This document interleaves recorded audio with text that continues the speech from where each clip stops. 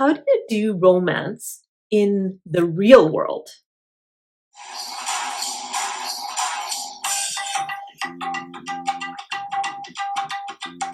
Hi there, and welcome back to Ask Dr. Syra, the show where I answer your questions about relationships, mental health, and personal growth. Today's question comes from Nyla. Nyla writes, many of our expectations of romance are defined by the Hollywood/Bollywood style of romantic relationships, which more often than not lead to disappointment. So, what does it mean to be romantic in the real world? Many of our expectations of romance are defined by the Hollywood or Bollywood style of romantic relationships, which more often than not lead to disappointment. So, what does it mean to be romantic in the real world? I think this is such a important question, and it's something that we start asking once we're in a longer term relationship, because for most of us at the beginning of the relationship there is some sort of attraction, excitement, romance. Those things generally happen at the beginning of the relationship, but as time goes by and we spend more time together and we get to know each other and there's less surprises, especially if we've been married for a while or a long while, the romance can fizzle. It doesn't kind of stay at that same level as when we start. So that's the first thing I want to say is don't expect your relationship to be as romantic as it was way back then, because you were probably different people then. You were also probably trying to lock it down in some ways back then. And so your motivations were different. Now your motivations might be more about, how do I maintain a sense of wonder and connection within this relationship as it is? So it's a different motivation. So I want to start with that and say, let's be realistic, right? And if you notice a lot of those like Hollywood, Bollywood movies, they end at like the wedding day. It's like they don't talk about what happens after that, right? They talk about kind of getting there to that commitment, but then how do you keep the sparks going past that? And I think there's more, like a little bit more, at least in Hollywood, that they're trying to address, what it's like with kids and different things. But you're right. There's the romantic notions are about that first falling in love, because that's the interesting part. That's the part that gets your juices going, right? But I do have a couple of ideas for you. So hopefully this will be helpful. So I have three in particular.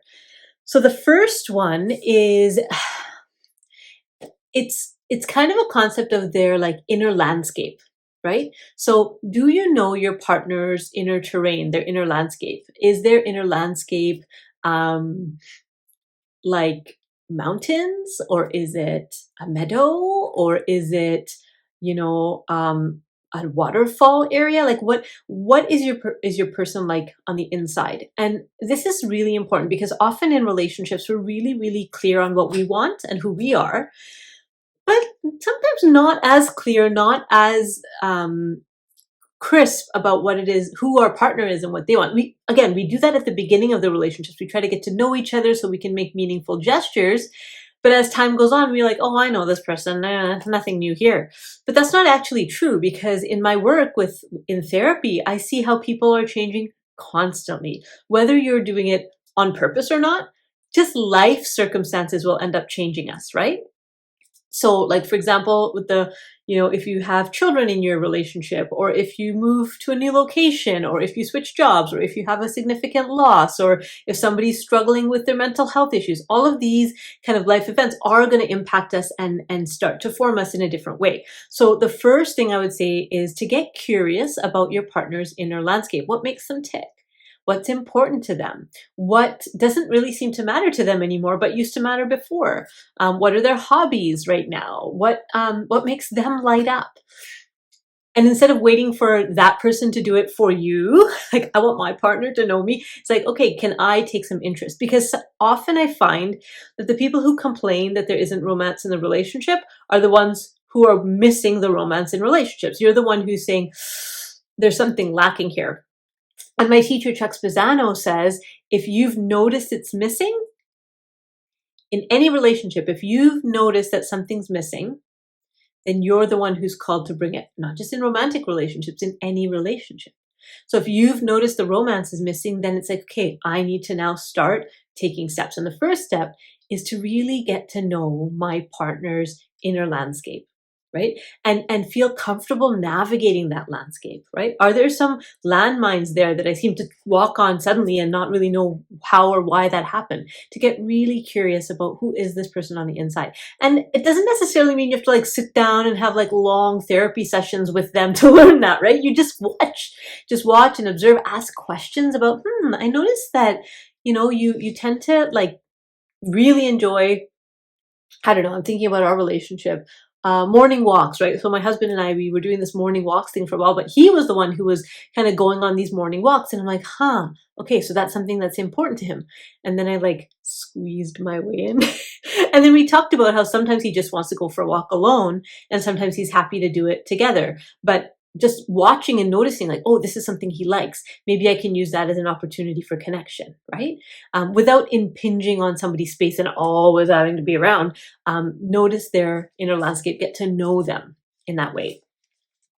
The second thing I would say is one of the differences between early stages of a relationship and, the more like that middle stretch, long haul, is that it's easier to prioritize other things. Once we know that this person is, committed to us for the long term, then that's like, whew, check that off. And then it can be easier to get distracted by the rest of life's priorities, right? So that's something else to check is, am I prioritizing the relationship? Again, I can say, oh, he's not prioritizing the relationship, but am I? And if I am, how am I showing that this relationship is a priority? Am I nagging every time he's around? Well, that's not really prioritizing the relationship. I'm just talking about myself, calling myself out, right? That maybe my partner doesn't, whether they feel like I'm prioritizing or not, am I actually prioritizing the relationship? And that might mean that I know for myself, like I have to get up a little bit earlier so that I'm up when he's up in the morning. That's something that I've had to change because he's an early riser and I'm really not. But if I'm prioritizing that relationship, that first 20 minutes of our day, when we're kind of just in the same space getting ready for the day, is helpful. There's a bonding opportunity there. So am I prioritizing my sleep, which I have for many years, or prioritizing the relationship? So that's the second one. Inner landscape, prioritizing the relationship. And the last one is to start thinking out of the box. So we kind of get stuck again in ruts, right? And not just in relationships, but even in our life as adults. So do you remember a time in your adulthood where things were exciting and new and, you were making these like, you're having adventures? Most of us have a period of that sometime usually in our 20s, where we're kind of like excited and enthusiastic about life and having these like non-ordinary experiences, these exciting, interesting experiences. And part of that is just the lens that we come to the world with, right? Everything is a possibility. Everything is new. As we go on in decades, we can tend to get a little bit more routine, right? And which makes us a little boring. And so that's the third thing I would say is to start for yourself, not even in the context of the relationship, but for yourself, start looking for interesting opportunities to do things that are not necessarily ordinary or regular or part of the routine. So an example might be like, this is something silly, but it's really on my mind. I'm going to talk about it. Plants. So I was never really into gardening or houseplants or anything like that, but I've really gotten excited about it over the last, 6 months to a year. And so one of the things that I'm doing that's not really ordinary for me is actually researching like YouTube videos about like gardening and houseplants. And so it's something new, right? It's something I'm learning that's very different than anything I've done before. It's not for some outcome or for a financial reward. It's just interesting. It's non-ordinary compared to what I was doing a year ago. So as I get more enthusiastic about something new in my life, I get more juicy. I get more interesting, right? And your partner may or may not notice that, to be honest. But in the context of partnership, you can also do this as far as doing things together that you haven't really maybe tried before. Maybe you would, go snowshoeing together, or like maybe you do that already, but if that's something you don't normally do, or maybe you might play a video game together. Like I actually recommended this to one of my clients who was complaining that her partner was always playing video games. So I got them to actually sit together and play video games, and she found a different appreciation for that as a pastime. So could you get out of your own regular routine and do something that's not ordinary, both in your own kind of solo life, but also in the context of your relationship, looking for different opportunities? Maybe you go to one of those like what are they called? Those green rooms or something where you have to like find clues and stuff. I don't know, those things. I don't really like them. I find them scary. Or at least that the one I did on Halloween was very scary.